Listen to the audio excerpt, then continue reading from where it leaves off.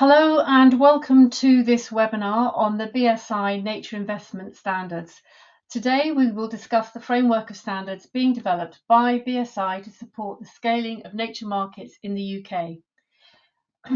We will be focusing on a few important milestones in our work, and which include the launch of the overarching principles that underpin all standards activity in this area.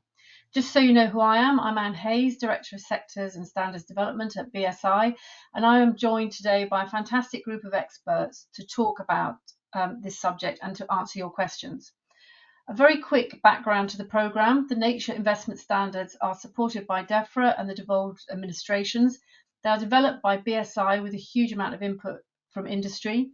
They will play a key role in boosting private sector investment into protecting and restoring nature across the UK. They give clear, consistent, consensus-based criteria for establishing high-integrity nature markets. The first of these standards have now been published, and we will be discussing a few of these today. We will talk about how the standards work within the wider market and policy goals, and we'll explain more about the work we have been doing to provide guidance and clarity to users of these standards.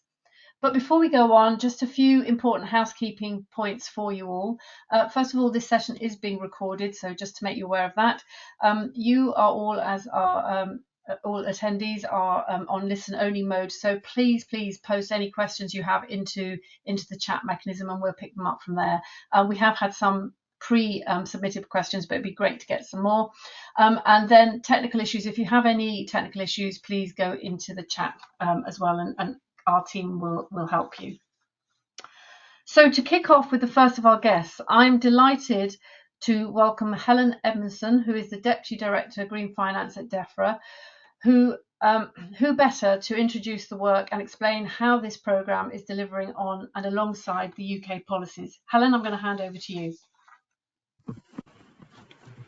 Many thanks, Anne, and hello and good afternoon, everyone. I'm Helen Edmondson, and I look after the Department for Environment, Food and Rural Affairs work on green finance, and it's a real pleasure of mine to be here this afternoon as we talk through the nature investment standards. And I thought just to kick off this webinar, I would talk through a little bit of the journey that we have been on in terms of how we have got here, reflect a bit on, well, where we are now, and touch on our thoughts and expectations about how these standards can be used by all of you and all of the market participants engaging in nature markets. So just a little bit of the journey and how we've got to where we've got to. It's been about 2 years now since we started out working with the British Standards Institution to launch these nature investment standards, which does make this week particularly exciting. It's a really key milestone to have the launch of our first standard that can be used by market players, and also the publication for consultation of the natural carbon standard. And I'm equally as excited as all of you are to hear from Ian and Mark later. So why did we kick off this programme in the first place?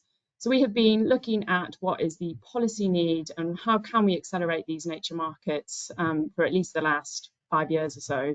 And what we were hearing back from market players, much as you will have no doubt heard, are terms like the Wild West. How can we really ensure that there is integrity in the market?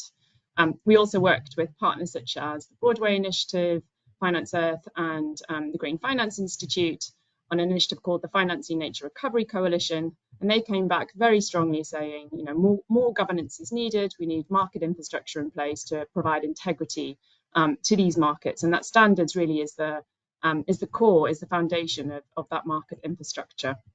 So it was with great delight that we worked with and partnered with the British Standards Institution to start scoping out, well, what exactly is needed.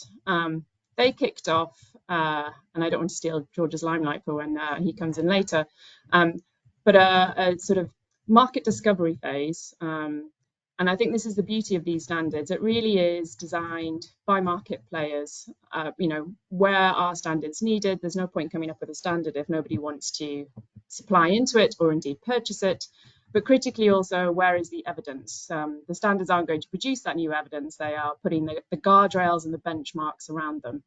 And so after that period of market engagement, we kicked off in earnest on the OPS standard, which is obviously being launched today. And what do those standards do? They provide that much needed clarity. They provide the benchmarks, they provide the guardrails, and critically, they provide integrity for these markets. We have heard very clearly that there are concerns about integrity. If it's not green, nobody will want to purchase it. And importantly, it's not actually delivering on those environmental outcomes. So that high integrity really has been at the heart of this program. And it's also providing a process for all of the innovation that we are seeing in the UK to be able to dock into. There's lots of interest in development of codes to sequester carbon, to provide, addressing nutrients and providing biodiversity uplift. But how can those codes and those projects really show that they are delivering that environmental outcome? And today, with the launch of these standards, we now have that process to be able to dock into. So that's a bit of the journey and where we've come from and the importance that we are placing on standards. And where are we now? Well, this government has got a very clear plan for change. Growth really is at the centre of that. If you look at the government's manifesto commitments, there is a strong emphasis on the role that the UK can provide on green finance. We have exceptional innovation in our financial centre, but also our ecologists, our scientists, our market players, our farmers, our land managers. How do we capture that? And really the standards, again, are really central to being able to deliver on the growth mission and being able to deliver on our clean energy mission at the same time. I think just in terms of the next steps, we obviously have these standards. We launched at COP last year 6 principles around the integrity of voluntary carbon and nature markets, and we'll be consulting shortly on what the implementation of those principles looks like here in the UK. So more to come. And I think that is a really clear point as well. These standards, yes, they are the foundation of how we are going to accelerate nature markets, but they are only one part of market governance. We're very well aware of that. We need to work through, well, what is the assurance mechanism so people can start not just looking into these standards, but be very clear about how they are aligned to them. And that is our expectation around what next. Those of you out there that have your the innovation and those codes, please do engage with these standards, look at those principles, see how you can align. And I think really importantly is to continue providing us with feedback about what works for you in this market. We're all in this together in terms of accelerating private finance into nature's recovery. And we continue to see this as a really important foundation for how we are going to do that. So Anne, I think that's probably all from me. We can turn to the experts to talk to us in more detail about what these standards cover. Helen, thank you very much, and thank you for being with us today, and really delighted that you can stay on for the panel. So we will be posing some questions to you later, so thank you. Yes, so as Helen's mentioned, the principal standard has actually published, so Flex 701, and that provides a framework for all UK nature markets. Version 2 of this standard was published on Tuesday this week and is now ready for adoption. So I'm delighted to be joined by Ian Dickey, who is, I'm hopeful, turning on his camera in a second, who has been leading the technical authoring of this standard. Ian, so as a starting point, can you give some background and a brief overview of the overarching principle standard? What is it and who is it for? Yes, thanks very much, Anne. So for those who don't know me, my name's Ian Dickey. I'm an environmental economist and one of the directors of FTech. And I've had the privilege of being the lead editor on the 701 standard. A first few things about the sort of scope of the standard for people to think about. The next slide shows just a definition of a market process, and it's really important to remember that the standards are defined around those market processes. So that transaction of a property right over some kind of nature credit is what defines the market process. There are lots of other moving parts. It's easy to lose sight of that trading process, but that's what defines markets. And as you can see here, then there's a buy side and a supply side, roles for validators, different intermediaries, and market mechanisms. And there are a whole load of different formulas through which this is developing and will develop in the UK. So with 701, we're trying to write a set of principles that cover all those possible setups. And in the next slide, I just showed some of the variables that define the different types of markets across the UK. So we have compliance markets like biodiversity net gain and nutrient neutrality, and voluntary markets like the current voluntary carbon markets under woodland and peatland codes. There are different types of credits, and credits can have different status depending on the timing of their development. And they can also represent different environmental goods. As I've just mentioned, there are carbon, biodiversity, nutrient, but other markets too, with their first trades or being developed. Different credits can have different durations. Some of them are designed to last in perpetuity, others have a specific time limit. The markets can have different spatial boundaries. So obviously the carbon markets in theory are global, but a lot of the other markets are driven by a local boundary, like a planning boundary or a catchment. And the scale from which credits are supplied varies significantly as well. Hectares or even maybe smaller areas of land, right up to tens of square kilometers in, for example, some afforestation projects. And if you think about all these variations when you look at the standard 701, it might help you realize why it's written the way it is. You might see some requirements and think, why can't that be more specific or have a higher standard within 701? Well, part of the answer to that is very often that we're catering to all these different variations in types of markets across the UK. And that's why there's a suite of standards which can go into more specific rules for different parts of the market where the requirements can be made clearer. We've got a bit of an overview in the next slide of the components of 701. And you can see here the sort of range of requirements. Some of them apply to all the participants in the market. Some of them are more specific to certain actors in the market. But really the next step is to test out the operation of these and learn more how to implement them in a proportionate manner. So there is the definition of proportionality in the standard, but putting that into practice is going to require some learning from experience. So I'd encourage you to do that and to share that experience. And at the end of the day, these requirements are going to persist in the market if they really prove useful between the actors in markets, adding value by providing more transparent and consistent information that people trust, and building market processes as a result. So it's time to be learning from that practice now. Thanks, Ian. Just to point out that in the chat is a link to the standard that people can use to access it, but also there's the QR code on the screen, which obviously will take you to the standard as well. So it'd be great if you take a picture of that and then you can access it. So Ian, you've talked a little bit there about sort of the principles behind it. So thinking about, can you explain a bit more about how it's been developed? You know, how have we got to version 2 that we are now saying is adoptable, that's quite difficult to say, by markets, and to just, you know, explain maybe a little bit about what the difference between version 1 and version 2 are. Yeah, sure. So as I said, I was the editor, but benefited from a huge range of expert input from an advisory group and many others. So I want to say a big thank you to all those people that contributed to the process of developing 701.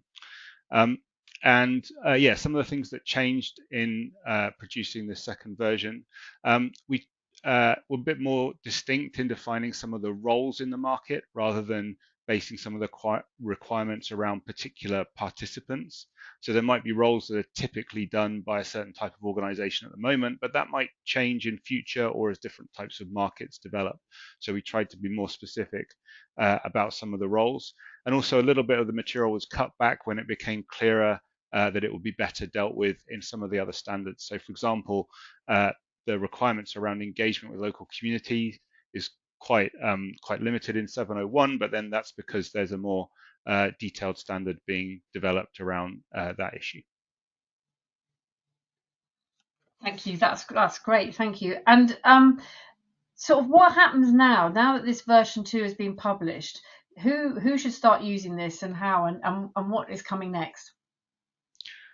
Well, as Helen said, there's a whole suite of activity ongoing, looking at assurance, the policy developments that are coming through. So lots of things are expected to change. But what happens next is, we test out really the parts of the standard, how they work together. And what I say is that's going to be a process of collaboration. So this isn't something to take away and mull over on your own as an organization. It's to work with your partners on, because like the key themes in the standard around transparency of information. That's about information sharing between participants in the market, and the best way to sort of comply with those requirements efficiently is to talk to your partners and the other participants in the market about the best way of doing those things, sharing information, because that will also lead to a more efficient approach, because other people will have some of the information you need to comply with these requirements. And so rather than having to work on it separately, you can collaborate with other participants to comply with the standard as efficiently as possible. Thanks, Ian. And if you were just a little unfair, because I hadn't warned you that I was going to ask you this, but if you were somebody listening today and you were to pick up the standard, what would be your sort of top 3 tips that you would give them to how they approach it and how they sort of get used to it? I mean, reading standards is sometimes can be quite challenging and quite hard work. So how would you approach it? What would your 3 tips be? Well, so as I just said, firstly, talk to other participants, particularly your partners in the market, and also think about actually how you can probably comply with quite a lot of the requirements with what you do already. Many organizations will already have very clear, for example, details about their governance structure. So it's not that you necessarily have to do anything new, but you might need to make that information available in a different way to comply with the standard. So do think about an efficient approach like that. And then thirdly, I'd say, yeah, share your experience with others and with BSI, and help input to the development of the further standards, and also, examples of good practice across the markets. That's brilliant. Thanks, Ian. And again, thank you for being with us today and for joining the panel at the end when we'll have some more questions. I shall move on to our next speaker. So thanks, Ian. We'll call you back in a short while. So I'm delighted to welcome Professor Mark Reed to the screen now. So not only have we published version 2 of 701, but we're also releasing this week version 1 of Flex 703. We love a number in standards, so forgive us. Which is the nature-based carbon standard, and that builds on the overarching principles with further carbon-specific requirements, and it is now open for public consultation. The QR code is there on screen, so please, again, take a picture of that so you can go and comment on it, and it's open until the 25th of April. So Mark, welcome. Do you want to quickly introduce yourself, and then we can go on to a bit of a chat? Hi there, yeah. Mark Reed, I'm a Professor of Rural Entrepreneurship and Director of the Natural Capital Challenge Centre at Scotland's Rural College. So I was a lead author with Nick Atkinson from B0 Carbon on this particular standard. Brilliant, thanks, Mark. First of all, as a nice, easy starting question, so what is this standard and how does it build upon the overarching principles that we've just discussed? Great. So clearly this is focusing on carbon. So we're narrowing down, we're getting more specific. But as Ian was explaining, in some cases there is a need for higher standards. We've set the minimum standards across all nature markets for 701. And in some cases for carbon, we're going to have to make something a bit more stringent. But also the specificity that is required when it comes to carbon markets that does not apply to other markets.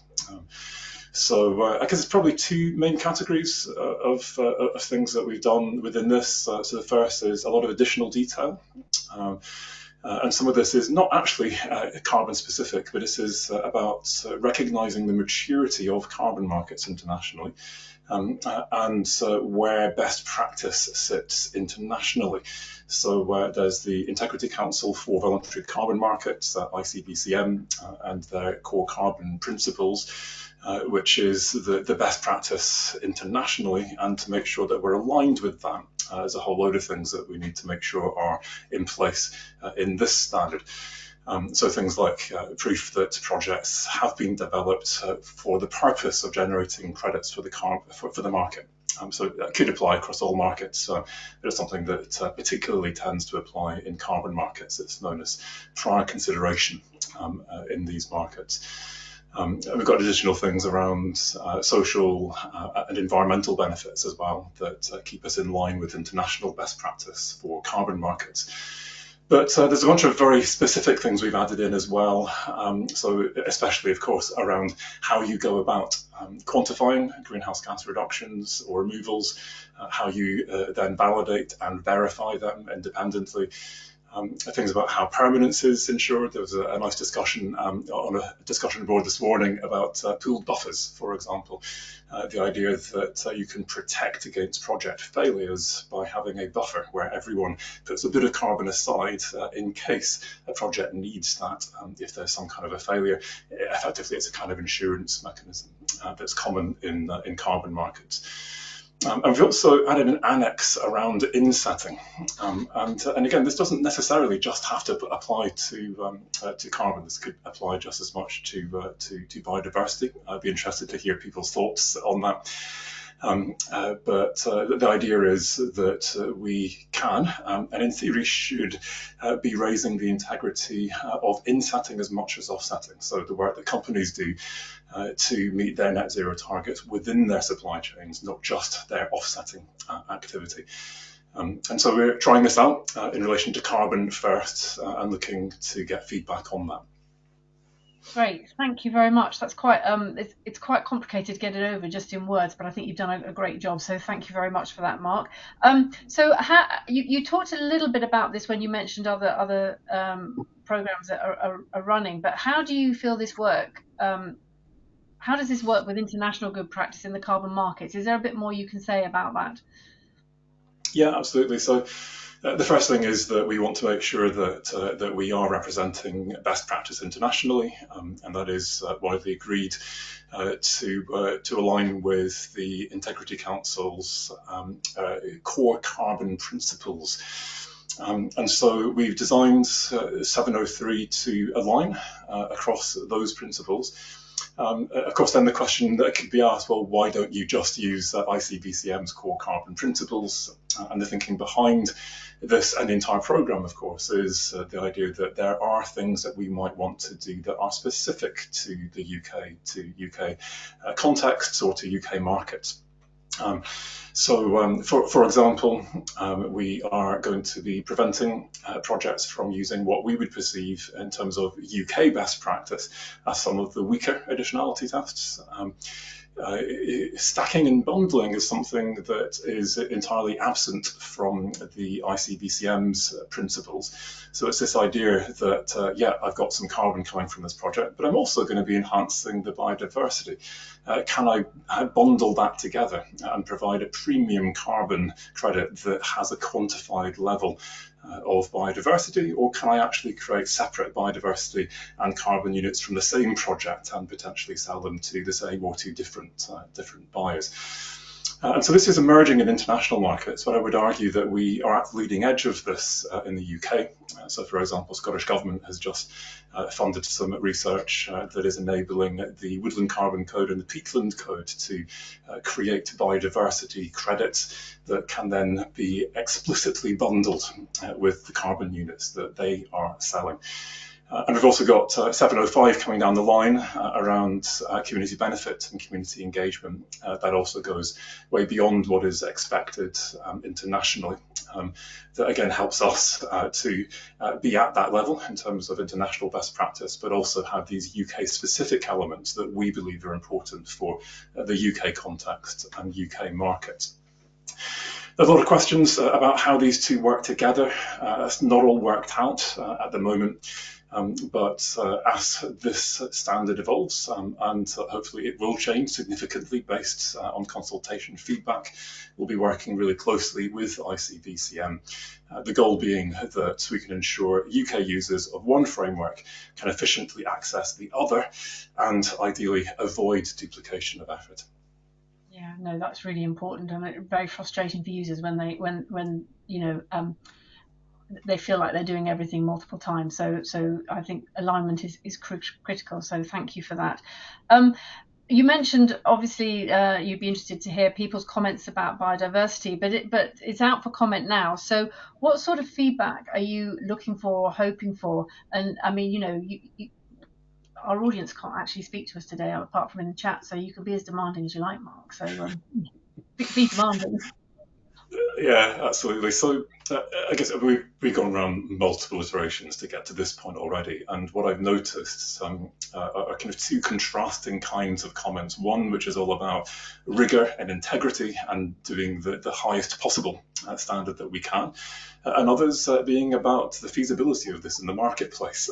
And you make a standard which is so high integrity that actually this is not going to work in a market context, and so you basically destroy the market. And so I guess it's a plea to balance that in your feedback, and if not, that will be our task to balance that. And of course, we won't be able to meet everyone's needs. It will be a meeting in the middle. I think in particular in this standard, there's a very explicit ask to give us feedback on insetting. This started very much as a thought experiment. Well, why shouldn't insetting follow the same levels of integrity as offsetting in principle? And if it can't, then why not? And if there need to be adaptations, then what should those adaptations be? The conclusion we reached was actually there are only a small number of adaptations that are actually needed. And there's no reason why then we shouldn't be working to the same levels of integrity. But I don't know, what do you think? I'd be very interested to get feedback on that.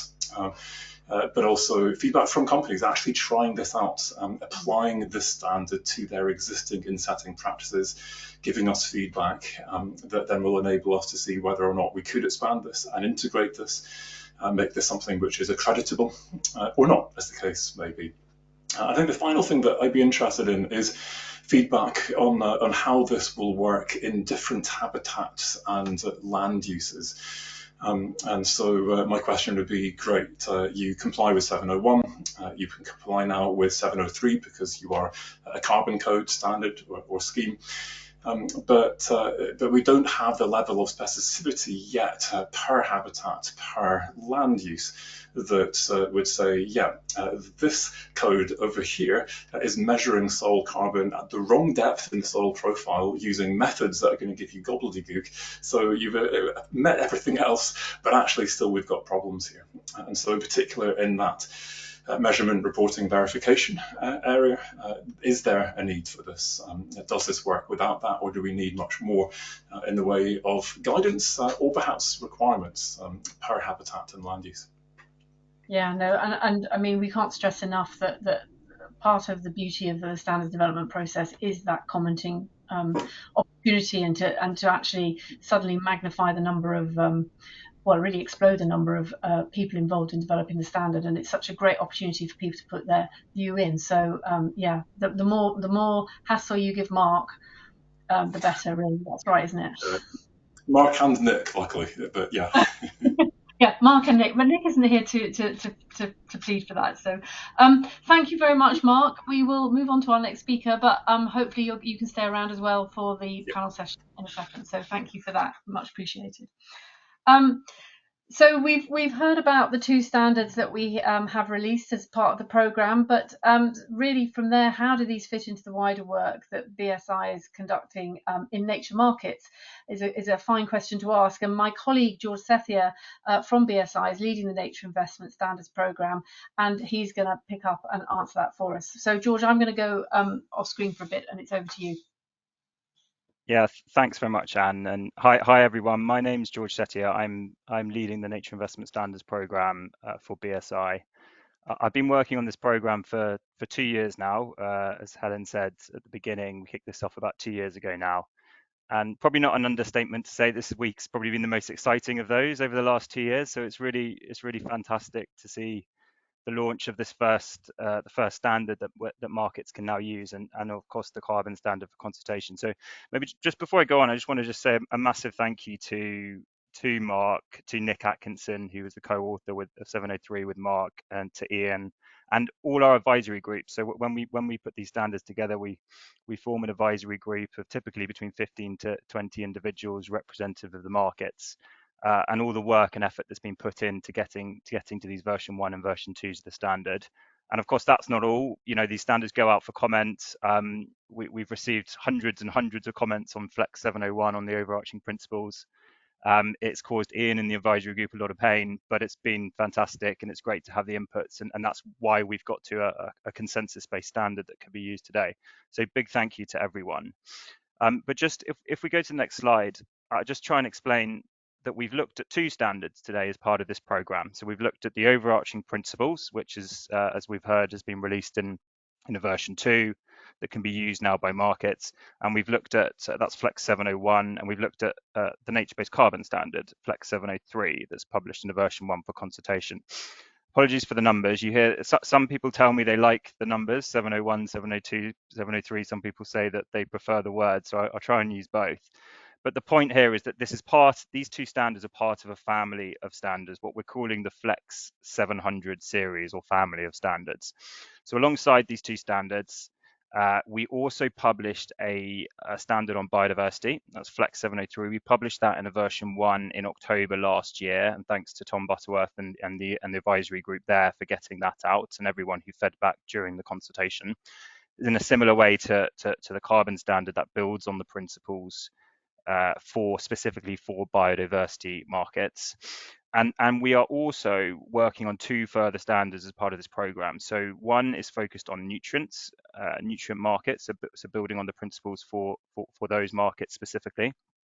And the 5th standard that's in development is focused on community engagement and delivering benefits for local communities.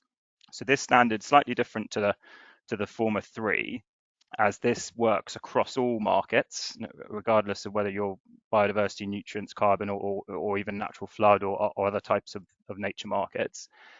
This sets out good practice to what projects should do or need to do to engage local communities and deliver benefits for local communities.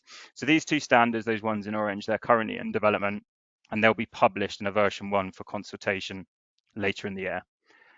But so conscious, this is a family of 5 standards, and it's quite a lot. It's quite a lot for people to get their heads into and to understand what's relevant, and complicated by the fact that it's not always relevant depending on what you're doing. So if we go to the next slide, some of the work that we have done is to put together a toolkit that's going to help market participants address this issue of which standards should I use, which standards do I need to be aware of, and which standards do I really need to look at in particular detail. So this navigation tool, and there's a link here, the QR code, you can scan that, and I think there's a link in the chat as well you can go to. This tool sets out guidance, guidance along about the program, why we're doing this, the scope of it, wider context, etc. Explains a bit more about the framework, about how the framework is intended to work, who it should be applied to. It also gives you everything to do with the program in one place. It's your sort of central hub, if you like, of the program. So it tells you what's going on, what standards are coming up, how to get involved in those if you want, and when to expect things that are coming. And finally, and really importantly, this tool provides an interactive, it's that table you can see at the bottom right of the screen at the moment, but it's more of an interactive tool that means that you can click on a certain box depending on your circumstance. So depending on what type of market participant you are, we started just by defining 3 different types of market participants: supplier of nature-based project, a crediting scheme, or a registry. And what market you're working, what type of credits are being generated by biodiversity, nature-based carbon, nutrients, or another type of credits. And you can click on these contexts, and it tells you which standards you should be aware of, and even within those standards, which particular clauses are particularly relevant to you. So it provides that next level of guidance, and hopefully will help you in your specific context understand, well, which standards do I need to particularly be aware of, and which clauses even should I be particularly paying a lot of attention to. We do say read the whole standard, of course, but hopefully this will help. So look, we really want you to go and explore this. This is meant to be user friendly. It's meant to help. It's really designed for users of the standard. So please do go to the link. We'll send it out afterwards as well. Go and explore. It's, I can't stress enough, actually, it's a pilot. It's a pilot tool. So we will evolve. It will evolve as more standards come out, and it will evolve to cover more types of market participant. But tell us what you think. there's a bit of feedback. You can put your feedback in a part of the tool itself. So please do say how you think it can be improved, if they think there's anything that can make it easier for you to use, and we will work on that throughout next year to get that even better and even more helpful. So just if we go to the next slide, I did mention that this is a framework, and it's a framework of standards, those 5 standards we talked about at the beginning. And one of the things we've been looking at, and is talked about in that navigation tool a bit more, but we've been becoming or getting clearer on how this framework is applied to which types of market participant. And we've also been looking at how an assessment process can work in the future. So we've been doing some research on that. We are publishing a paper that was commissioned by DEFRA for us to look at alongside the standards to put options forward for what an assurance mechanism could look like. So we're publishing that on our Nature Investment Standards hub as well. But what we've been doing here, and what this diagram shows, is how the Flex 700 standards will be applicable to certain different types of market participants. So the key groups there: crediting schemes. This is another word. This is the word we're calling codes, or carbon crediting programs, for example, would fit under this term, crediting schemes. Suppliers, nature-based suppliers, particularly those suppliers that are working maybe outside of a crediting scheme, but also other types of market intermediaries, so registries and trading platforms, market operators, etc. So all these types of market participants, these standards are particularly relevant for them. And you'll notice it says function. So it is very much about who, the operators of these types of these organizations, but it's about what is being delivered as well. So Ian mentioned the process of generating, storing and trading credits across the markets. Now, these different types of organizations might deliver different parts of that process. So as the standards are designed to cover these different market processes, the way in which they apply might differ depending on exactly the function that's being provided. So sorry if it sounds a bit complicated. The navigation tool I mentioned is there to help you understand, depending on what you're doing, in what specific context, this is the standards that you should be aware of. And then finally, we've also looked at how these standards can also support other assurance activity that's going on. So conformity assessment activity that's currently happening, particularly validation of projects and verification of outcomes, of benefits that are being delivered.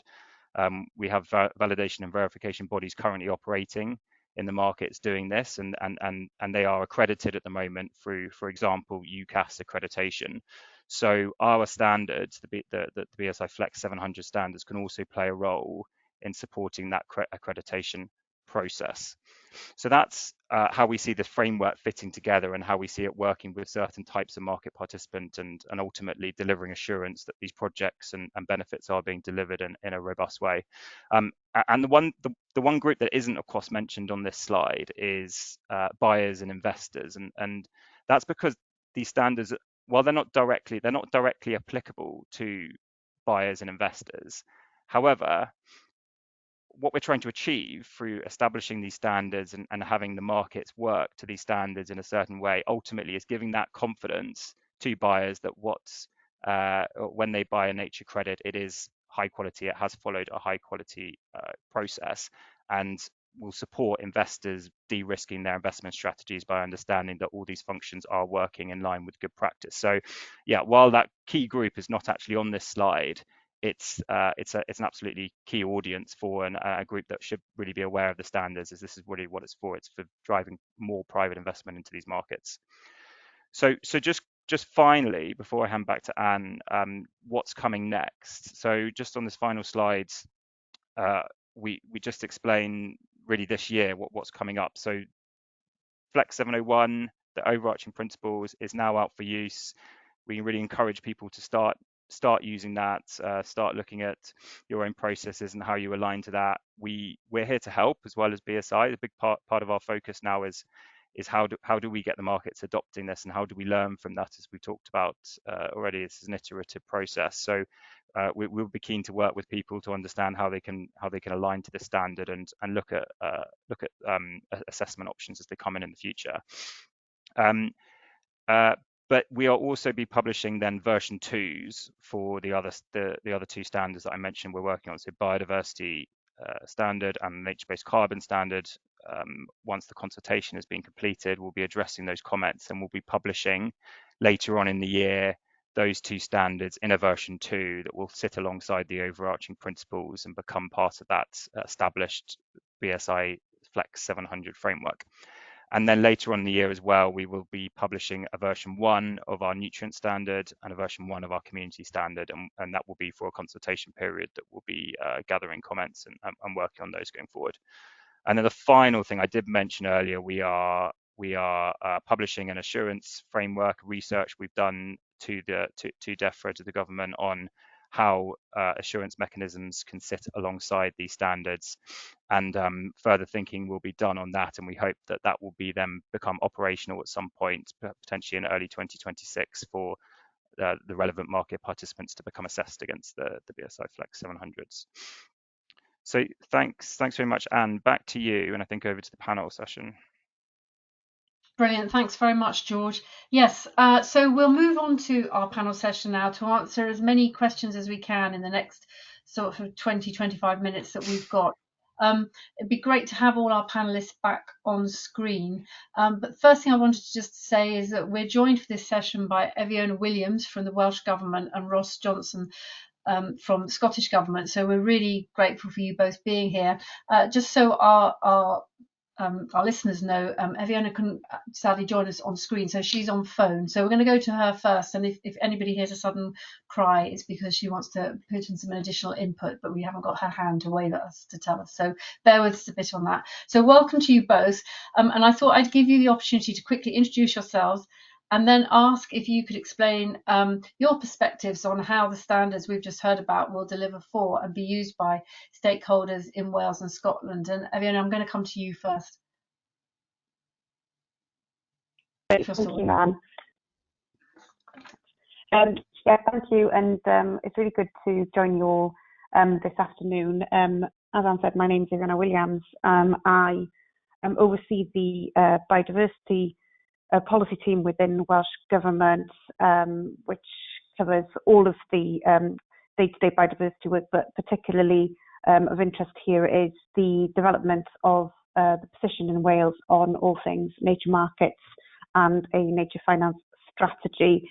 This is something that's really kind of creeping up the political priority list in Wales, having been kind of slightly behind the curve to my colleagues in UK Government and Scottish Government over the last few years.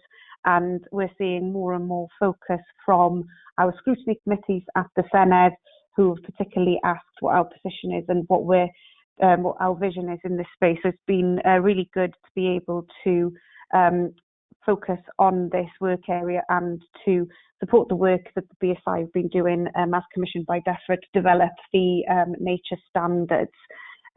In terms of where we are overall in Wales, ministers are really keen to ensure that they are exploring the opportunities in this space, but it's done so with the safeguards, and we've heard about kind of the need for that kind of protection around some of this earlier by speakers. So they're keen that this is kind of the high integrity, ethical, all the things that we're all aware of. And we have recently consulted on some principles that will sit alongside some of these, just some Welsh specific things reflecting some of our key legislation, such as our Wellbeing of Future Generations Act and our environmental legislation, which really puts a focus on the sustainable management of natural resources. And I think the standards that have been published really do support the approach that underpins that legislation in Wales, and I'm really excited to see how they will be adapted and sort of adopted and work in practice. So in terms of how we see this happening, then we are really, really keen to understand and trial and pilot some of these initiatives. So really keen to encourage that adoption and to learn from those. We've heard consistently that we need that kind of feedback loop to see what works and what doesn't work. So it really is, from my perspective, anybody who is looking at this through the Welsh lens, and also importantly anybody in the cross-border regions, because there's a lot of kind of real opportunities in our major cross-border catchments with England. So really keen to understand if there is anything particular that we need to be thinking about in that space. But from my perspective, yeah, just a real plea to start using these standards in kind of the works and the projects going forward. Thank you, Anne. Thank you very much. Ross, over to you. Yeah, hello everybody. I'm Ross Johnston. I work for Scottish Government on natural capital and natural capital markets, and I've been quite closely involved in the partnership work involved in the BSI programme. So before getting into the Scottish context, I really just wanted to comment on the process that's been followed and that's been touched on by all the contributors so far, and just to welcome the kind of rigor and intensity of the BSI process that's over the past couple of years. It is difficult but necessary work, and I think first thing to say from a Scottish Government perspective would be we really welcome the way in which the work's been taken forward, the kind of spirit of partnership in discussion, and the breadth of engagement that each of the standards has engaged in with advisory groups and wider consultees. And as everybody has said, we need that to continue if we're going to make the most of the standards that have now been produced and help them have the greatest impact in encouraging the right kind of investment into nature.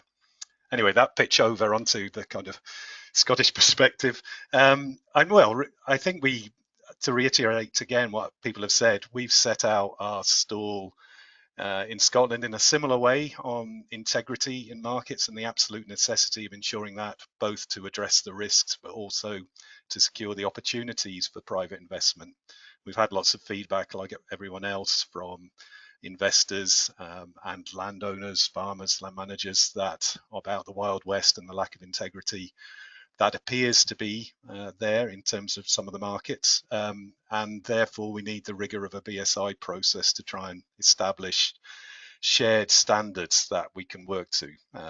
And we see these standards as being absolutely key to underpinning the vision for nature markets that we set out in our nature market framework last year.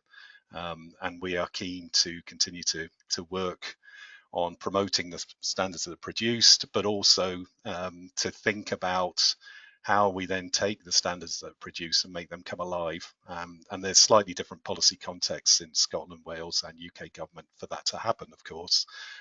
But we will be exploring that in a collaborative way with the people on the call here and the organisations, but also with all the stakeholders that we need to engage with to give them life. So I don't really want to get into any further detail, just to welcome the standards as everybody has, and encourage all the people on this call and all the contacts you have to engage with this, promote it, scrutinise it, so that we can develop the right kind of policies to bring them to life and ensure that we have the right kind of investment into nature. So.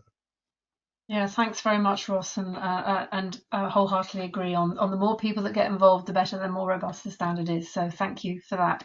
We're going to go to some of the questions. Some of them have been pre-submitted, and we are getting quite a few in from people who have joined us today. So I'm skipping a bit between them, but I'm just going to start with a nice warm-up question for Helen.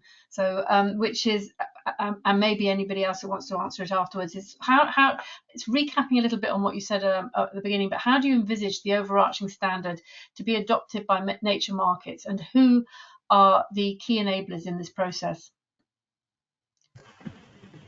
Thanks, Anne. Yeah, probably just going over a little bit what I set out at the beginning, and actually what Ross and Athena have also said. It really now is a process of people just sort of rolling sleeves up, engaging with the OPS, assessing their projects and codes, seeing if they are in alignment with that standard, working through any changes that might need to be put in place if they're not, really engaging with those principles, providing us with the feedback in terms of if there need to be any changes made. So yeah, it's sort of let's crack on, I think is the key message. I think in terms of other bodies, and I don't know whether George will want to come in on this, as I sort of set out at the beginning, standards are really only one part of a functioning nature market. It's one piece of the infrastructure. That assurance side is really critical. Otherwise, it's just sort of Scout's honor, isn't it? I've done my standard and I promise you it's all fine and I'm in alignment. So, how do we ensure that there is integrity in terms of that alignment phase? And that is something that we are looking to test in the consultation that I mentioned earlier, really building off the great work that BSI has done on that insurers framework. But George, I don't know if you've got any other thoughts just on those market participants that you think it would be useful to bring out. Yeah, and well, just building on your assurance point. So the other thing to note in the short term is that to get ready for assurance, if an assessment framework does come in the future, starting to align and starting to do your own self-assessment against the standards as they're out now is a great precursor to that. It's actually it would be the first stage of any assurance process anyway. So I think encouraging all users of the standard to start doing a self-assessment, as you're saying, and getting ready for that assessment process as it does come out in the future. That's really good, and of course, we're as BSI, we're here to help early adopters who want to do that. Yeah, and Ian, I don't know if you want to comment in on the actors at all and the specific people, but I think I set out in the framework some of the key organizations that we do see these being directly applicable to. So keen to work with any of those different type of actors. Ian, I don't know if you have any more thoughts on that. Well, the only other thing to add is to recognize it's going to be a process that will take some time for some of the adoptions. So starting to self-document first is really good advice. And also how different actors in the market can set out their objectives. You see that in other markets, like, for example, certified fish. The supermarket said at a future date in time, we want all our supplies to be certified. And that sent a message to their suppliers and partners in the markets. So, bodies can do that sort of thing here, set a pathway to using the standards. Yeah, that's a really good point about how organisations can signpost others to take action, and I think that's really positive. The work sounds like it would be of real interest internationally. So, what plans, George? Really coming to you. What plans are there to get other countries involved in the work going forward?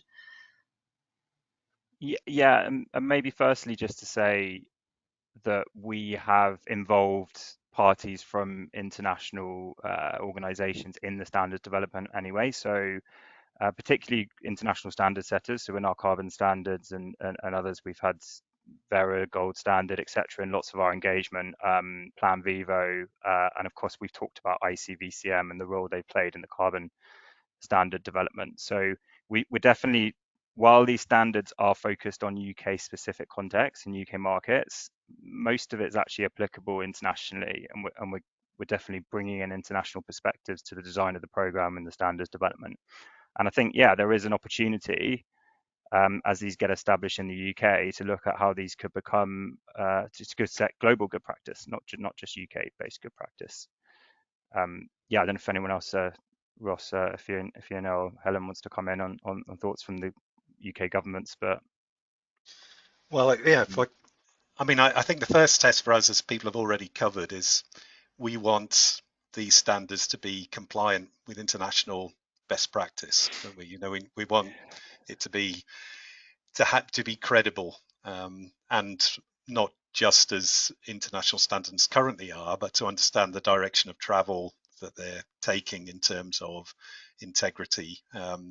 Now, as people have set out already, some of the international standards work has been primarily driven by initiatives started by UK government and others. So, the links between what's happening domestically and what's happening internationally is pretty strong, but we just need to make sure that we remain kind of setting a standard which is best practice, because I think from a Scottish government perspective and the feedback we've had, that kind of selling point of being an international home for high integrity investment is one that we really need to assure ourselves of, given some of the feedback and bad publicity that's been around low integrity investment elsewhere and across the globe. So that saying with confidence that we are demonstrating best practice at an international level, I think is really a key feature of the work. so far, and will continue through the remainder of the standards as well. Oh, Mark. And if I can, everyone's got a view now, haven't they? Yeah, no, that's brilliant. Let's go Mark first, then Helen. Is that all right? Yeah, so ICVCM are very clear that they represent best practice internationally, and yet they welcome countries attempting to raise that bar further. I think that that is our task, that is our aspiration. It'll be up to you guys to decide whether or not you think that we are doing that or can do that.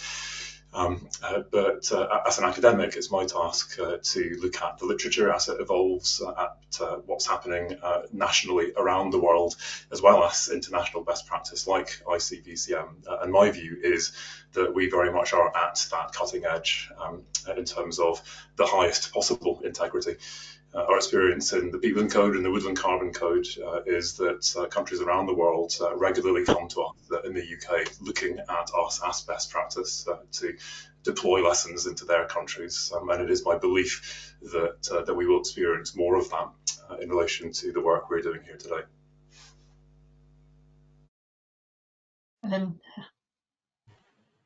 Yeah, I worry now we're just at Worrell in our little echo chamber, aren't we? But I couldn't agree more.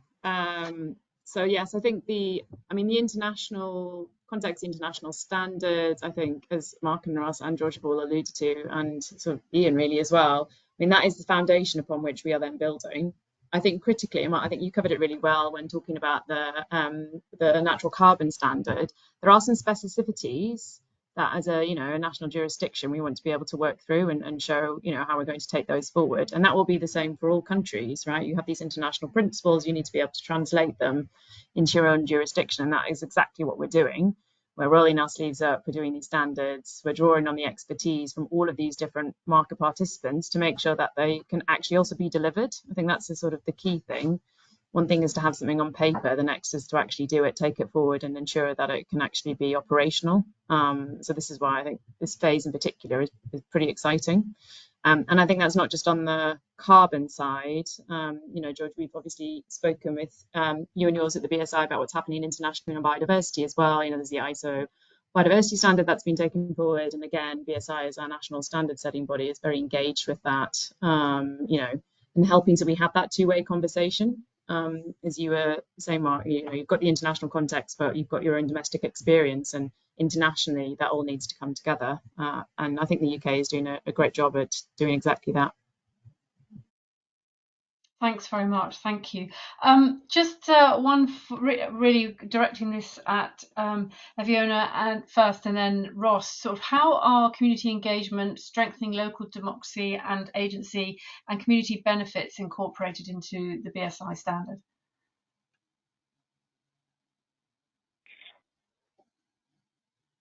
Aviona. Sorry, can you hear me now? Oh, no. Oh yes, I can hear you now. Great.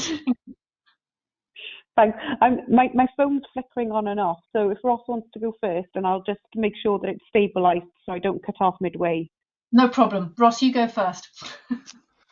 Yeah, well, it's been a key aspect for us in the kind of market vision we set out in Scotland for since 2022. So we set out a kind of a strong commitment to communities' benefit and engagement because there's a kind of stronger policy context, or a more explicit policy context for that in Scotland that we need to address, with land reform and other things. And we embedded that through the establishment of some interim principles for responsible private investment into natural capital, which had a principle around community benefit and engagement in it. I think that the standards, a bit like more generally about underpinning all the principles that have been developed across the UK for markets, the standards for community engagement and community benefit are going to provide more detail and to underpin the sort of general aspirations set out in principles on community. So the current version of 701 launched today includes an explicit principle about proportionate engagement with local communities, and sets out some clauses in there with hooks to impacts and benefits and how to explore those, those need to be explored as part of proportionate engagement with communities. The next, the further standard, 705 on community engagement and benefit, which is in development at the moment. So I don't want to sort of leap ahead of what's going to be concluded by the advisory group and Matt Hannon as technical author and the others involved. But that will take that principle and look to see what detail is appropriate to add in to make it clearer to all market stakeholders what we actually mean for that principle in different circumstances that nature markets apply to. So that work is ongoing, but I think we've got quite a lot of thought, thinking and policy to draw on from across the UK to help make that happen, and expertise that's drawn from across the UK into the advisory group. And then there'll be all the engagement that will come on the public consultation version, which is due in August, to explore that content further. It will land in different policy contexts across Scotland, Wales and UK government, and we'll need to think about how then we meet the kind of policy commitments we've got in promoting and using the standards once it's produced. But that's the same challenge for all the standards as they come out, is in order to make them real, you need to have the right policies in place. So that will be particularly so for the community standard, I think. Brilliant, thanks, Ross. Eviona, do you want to add anything else? Yeah, thank you. Sorry about that. Yeah, just drawing on that kind of specific policy context. I mean, I mentioned in my introduction the Wellbeing of Future Generations Act here in Wales. It's 10 years since that legislation has been in place. And I think it's really good to see how some of the language and the principles in that act be reflected in things such as these standards. And I think that kind of proportionate element will be an interesting one to test out as we kind of see this adoption of the standard, in terms of how we can actually turn that into something that we do as a matter of cause when we're developing things that really impact local communities. I think in Wales as well, one of the things that we're very mindful of is between 80 and 90% of our land is kind of used for agricultural purposes. Is really, really keen that we bring the farmers and the landholders with us in this space as we develop these standards, but also our kind of approach to nature markets more widely. So this particular one around community engagement is a really key one, and one that our ministers are really keen to see how that kind of works out in practice. Brilliant, thank you very much. Thank you. Ian and Mark, we've got one that's come in from our the people joining us today. So I'm throwing this to you, Ian, first, and then Mark, if you want to add into it. So how will stacking and bundling work when standards are developed for each individual type of market? Will differences in maturity of markets impact the ability to bundle? They may do a bit. So there are some requirements around stacking and bundling in 701, and those obviously apply across all markets, because stacking is often about the interactions between markets. So the basic principles are that you need to plan what you're going to sell separately in advance. So when you sell the first part of the stack, the buyer knows they're only buying one part of it. And there's various ways to do that, and goes into how you baseline, how you measure the credits you're selling. Then how that interacts with the specific parts of the other standards remains to be seen, because those are still in development. But I think the good principles are there, and they link to the consistent practices around quantification of credits and other governance processes that again are common to all the markets through the 701 standard. Thank you. Mark, did you want to add? Yeah, I think maturity, integrity, I think is just as important an idea here. So when we were developing explicit bundling within the Wheat Peatland Code and the Woodland Carbon Code, we looked across all of the existing international biodiversity crediting programs and concluded that we actually needed something that had higher integrity when it came to the specificity of what happens in those two specific habitats. And so we created our own metrics and our own units to make that happen. I think you really do need that attention to integrity if you're going to have these actually working together. You can't have high integrity carbon working with low integrity biodiversity, or vice versa, as part of an overall high integrity stack. But I think the solution to this in time is going to be that that codes that have got the BSI mark should then be stackable. With a few provisos, we've put in quite a lot of detail to 703 on how we think that should work in terms of high integrity stacking and bundling. But this process should ease the path for high integrity stacking and bundling. That's the idea. Great, thanks very much. Sorry, George. Just to pick up on that and confirm, what Mark was saying at the end there, the role of the standards versus the role of policy here, and I think the standards play a really key role in defining, what does a high integrity stack look like, as in mentioning, and what 701 does is define that all parts of the stack need to follow these good high integrity rules, so you can have a high integrity stack. But what the standards don't do is what's permissible. So I think policy that can then market rules that can then pick up on what does if they follow the standards, if each part of the stacks follow the standard, then that's permitted as a stack that needs to work alongside the standards. Great, thanks, George.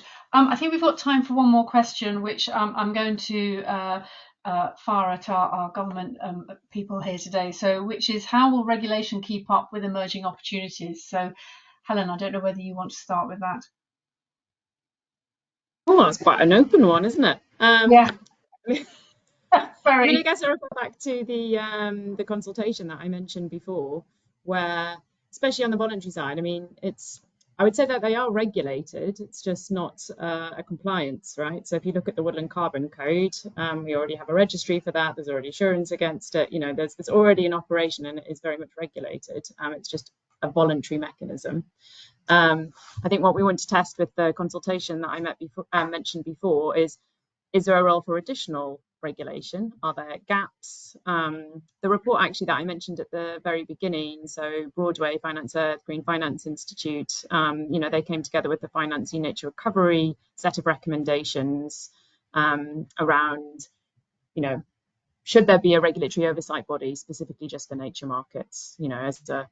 This could be one option. So what does that look like? What are the functions that those regulators would need to play?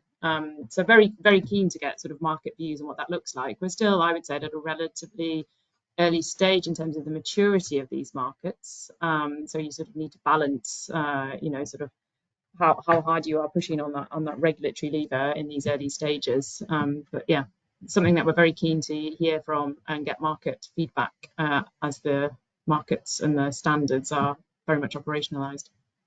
Brilliant. I don't know, Ross, Fiona, what are your thoughts on that?